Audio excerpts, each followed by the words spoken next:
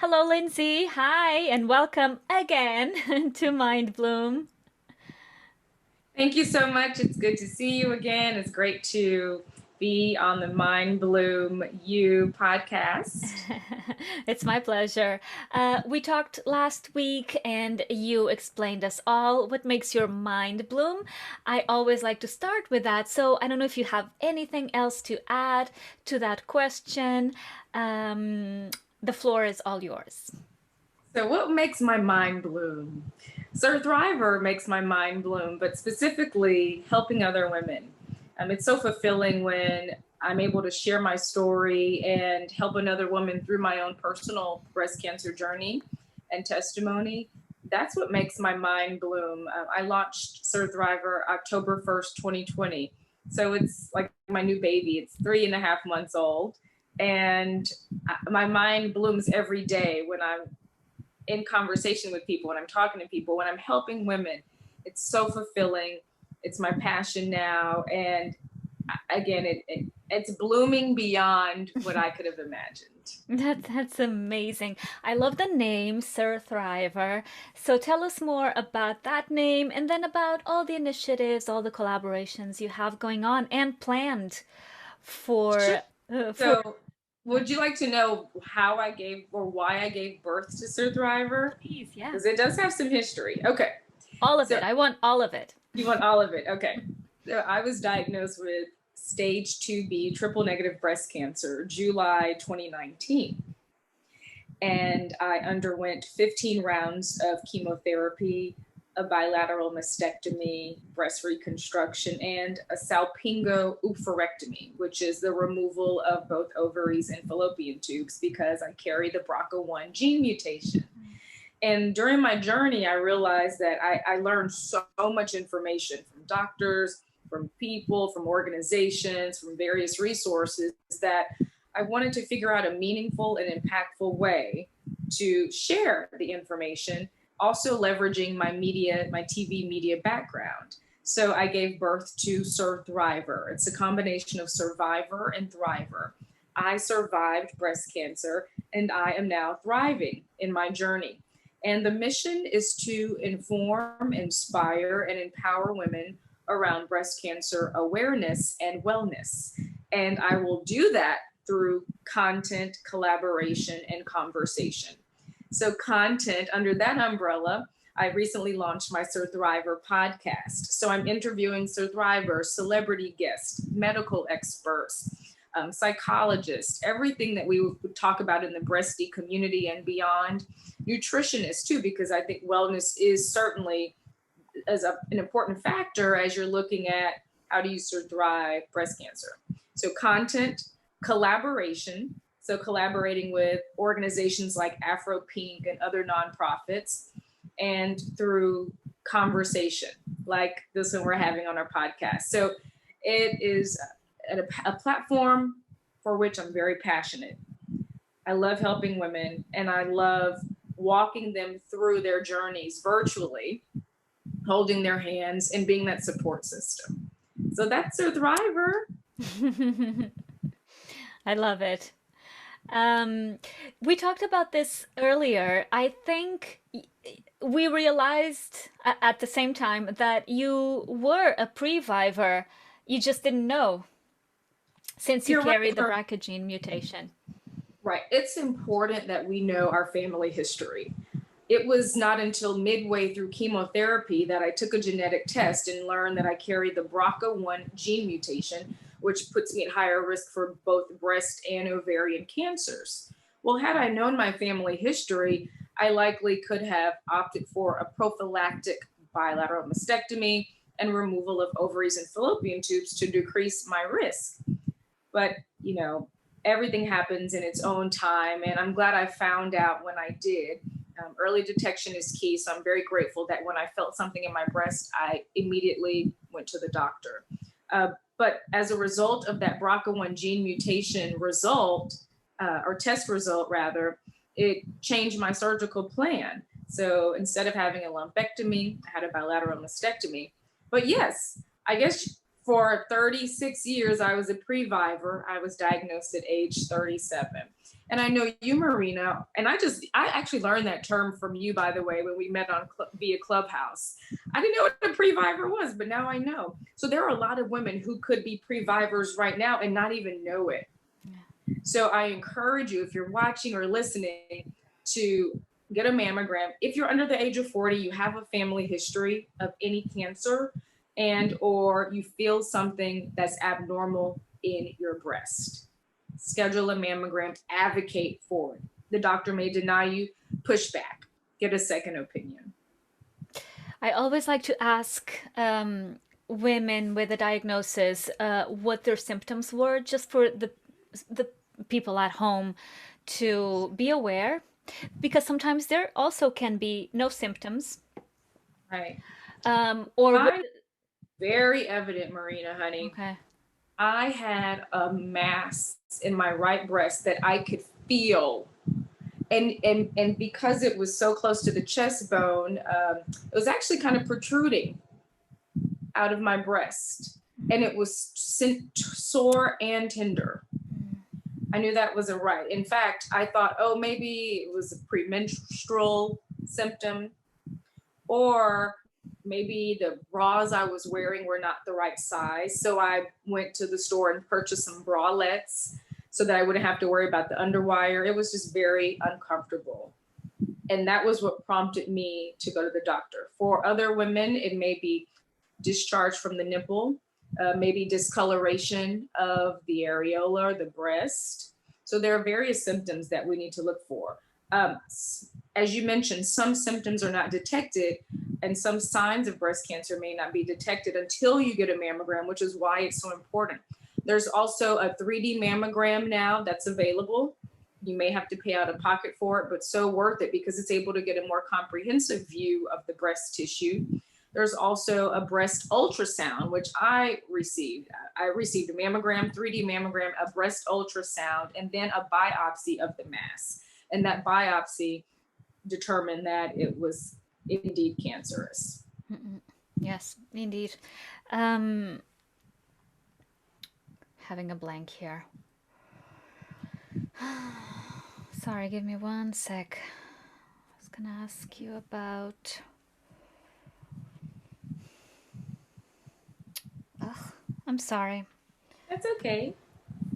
We sometimes have brain farts. Totally so having we'll one. About, do you want me to talk a little bit more about Black women and white women and those racial disparities and the statistics? Totally want to talk about that. I was just following up on what you were saying, so it was so interesting. I talked about the mammography. I talked about BRCA1. I talked about the symptoms. Right. Yeah, it was about the symptoms. Yeah. I think what else I talked about that would have likely prompted a follow-up question. The importance of genetic testing. Talked about previvor. I don't know. Yeah, it was something with the symptoms, but it's fine. Like not there not being symptoms. Oh, remember. Sorry, it was breast density. Oh yes. Another thing that's important, I think, to bring to the fore, Lindsay, is breast density. Sometimes that is my case, for instance. Dense breast tissue will, for one, show way too many masses at a self-exam. And second of all, it can also hide some masses in mammograms and ultrasounds. That should not stop. Obviously, it never has stopped me from self-exams and from following up and seeing my doctor every year. But regardless, it's important that a woman understands that breast tissue is different from person to person, and that breast density is something you can be aware of and you can ask your own doctor about, and therefore become more informed about everything that is really going on in your body. I know now, for instance, not to panic if I feel a lump, because I now know what the makeup of my breast tissue is. Also, just maybe monitoring the changes, the monthly changes that go on in your body. This is important, not to disregard, of course, annual visits. Do you have anything to say to that? Absolutely, Marina. It's important that women conduct self-examinations in the shower monthly. I mean, I would say daily. You're in there every day, and when you're washing under your arms, you might as well do a little, be like palpitations of the breast area. And it's best to do that after your cycle, because we know that our breasts get swollen and hormonal changes occur as we're in premenstrual stage. But after your cycle, a few days after, a week after, but monthly self exams, because as you mentioned, our breasts are always changing. For women who have just had a baby, there are a lot of changes too. And I think it's important that if they notice some abnormalities in the breast, that you immediately visit your OB-GYN, because it could be a clog in your milk duct, or it could be a lump or mass. So especially women who have just recently given birth or breastfeeding, it's important to monitor your breast, to monitor your breast. I would say breast activity, if you will. Yeah, they can be very. Just make it a part of your weekly, I say daily routine, because as a breast cancer survivor, I'm really passionate about it and I advocate for it. But make self exams a part of your routine. Absolutely. And so important what you just said. It's not just the breast area, it's under the arm and in the collarbones area as well, because you want to look for lymph nodes changes. That's right. Exactly. All right. Now let's talk about something else we're very passionate about. So a topic that blows my mind every day, and I think it's prevalent in this country because of the makeup and the fabric, social fabric that we have going on for us here. It's the difference in numbers between the incidence of breast cancer and the mortality rate of breast cancer. So white women are at higher risk of developing breast cancer in their lifetime, and Black and brown women, once detected, once diagnosed, have a higher mortality rate than the white women who have more breast cancer. So this is puzzling. Isn't it startling? It's a startling statistic, because you would think that white women who are diagnosed at a higher rate would also have a higher mortality rate, but it's the opposite. Well, we know that 1 in 8 women will be diagnosed in her lifetime. And but for Black women, Black and brown women, we're dying at a higher rate from breast cancer. And that's due to lack of access to appropriate health care, funding specifically as it relates to getting follow-up diagnostic exams after that initial mammogram, and or being able to afford treatment and care. And that's what I'm also really passionate about advocating for, is just access to appropriate health care. That's why Afro Pink and SurviveHer have partnered to raise money for mammo grants. So through mammo grants, we're able to pay for and sponsor mammograms for uninsured or low insured women. Yeah. And so that's the way that we can help, is it's just simply through raising money. And some people are like, oh, October is the only month to donate to breast cancer awareness. It is, but women are diagnosed year round. So I also would encourage people and empower them to donate, if they can, beyond the month of October, to support women who need the services, specifically in minority communities of brown and Black people. Yeah. And because minority communities of Black and brown people take longer, for whatever reason it is, to go and see their doctor if they feel something, most of the times the cancer, when it's diagnosed, it's at a later stage. That's another reason too, Marina. There's fear, and there is a fear of the unknown, and they are scared to go to the doctor. I know Black men especially, they're stubborn, they don't want to go to the doctor, but Black women too are afraid because they know the statistics, and or they're afraid to learn the results of those tests. Because if they're diagnosed, woe is me, they think they're going to die because of that unfortunate statistic. But I'm here to prove that if breast cancer is detected early, you will likely have a positive prognosis, and that's encouraging.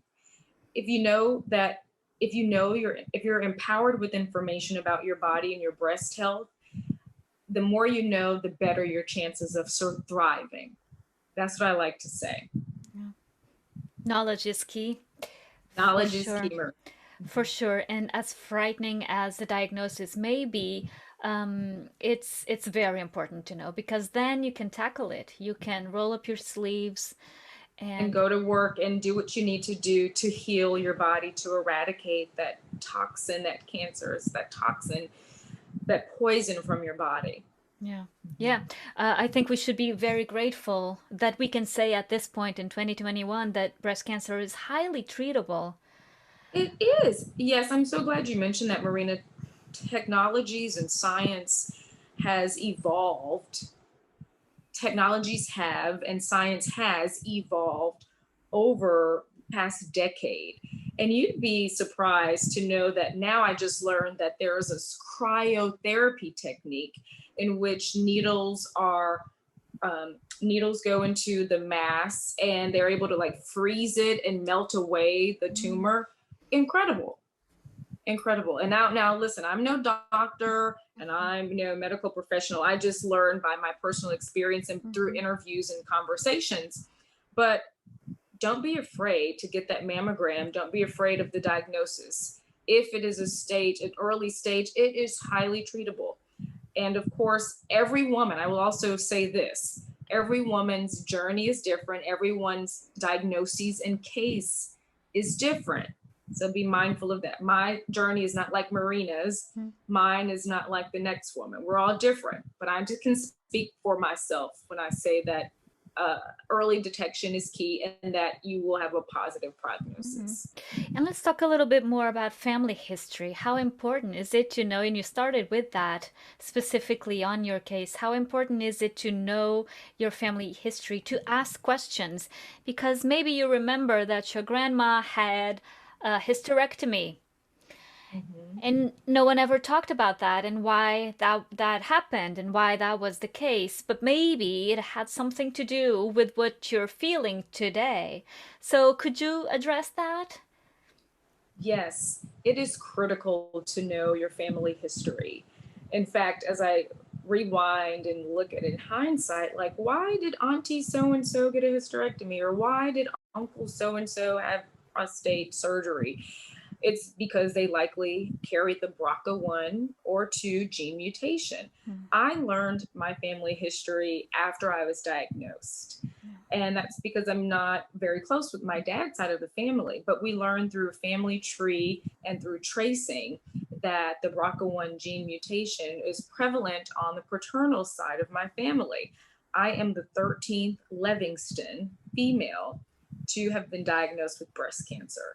And I'm just learning that, right? And so now all of the women on that side of the family, all of the breasties are now looking at an opportunity to plan a gathering so that we can educate the youth in our family, and to just write all of our history down.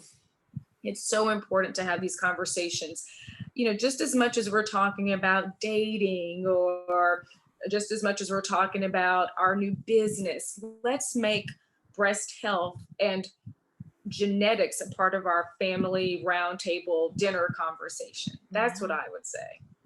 Yeah, get rid of the shame, of the guilt, of the taboos around it. Yeah, absolutely. Another thing I was reading the other day about is that it's it's a red flag when someone in your family had ovarian cancer, breast cancer, and we are, triggered to think about that immediately. But I was reading that a lung cancer in your family, pancreatic, skin cancer in your family can also be a sign, and we just don't know because we didn't do the tracking necessary to find out more. But it could also be a breast cancer in disguise, a breast cancer that has metastasized already. Exactly. You're so right, Marina, about that.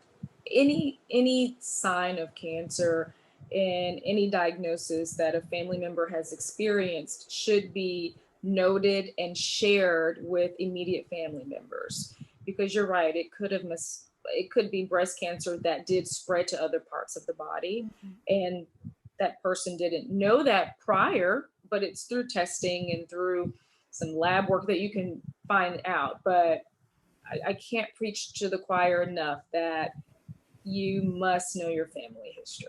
You must know your family history. And what are the next steps for Surthriver and for Lindsay Ooh. Levingston? Oh my gosh. Okay. So I just launched the Surthriver podcast here in my hometown of Houston through KTSU Radio 90.9 FM, which is a public radio station, and through Vibe Houston, which is the KTSU's like urban hip hop station. And it's available through digital platforms. It streams 24/7 through ktsuradio.com, the or vibehouston.com, and the Vibe app, mobile app. So anyone around the world can listen to it. And the podcast, I'm very excited about it because I'm able to interview other survivors, medical professionals, women who are nutritionists, because it's not just breast cancer awareness, but it's wellness that we're talking about as well, specific to the African American community here in Houston and surrounding areas. But again, it's anyone can access and listen to it. I had the honor of interviewing Ananda Lewis, who I grew up watching on MTV. She's a TV personality and host. She is battling breast cancer in a very radical alternative method. She's going the natural route, which I think is interesting for women to hear. I've also interviewed Beyonce's father, Matthew Knowles, about his male chest cancer, as he calls it, journey. And I've interviewed some other breasties. So it's a really needed platform, I think, and conversations, dialogue.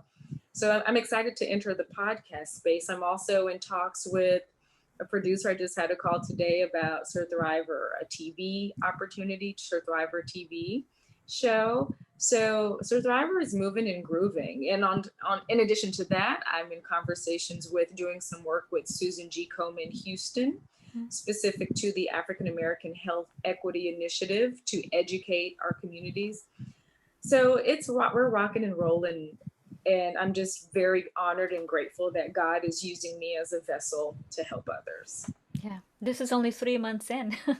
3 months in, and look at the work. This is when I knew it's confirmation that what I'm doing is purposeful and it's needed. It's needed in our world. Absolutely. I am so happy to have you. So happy that we met on Clubhouse. And if you want to, I'm so grateful for Clubhouse because I was able to connect with women like you, Marina.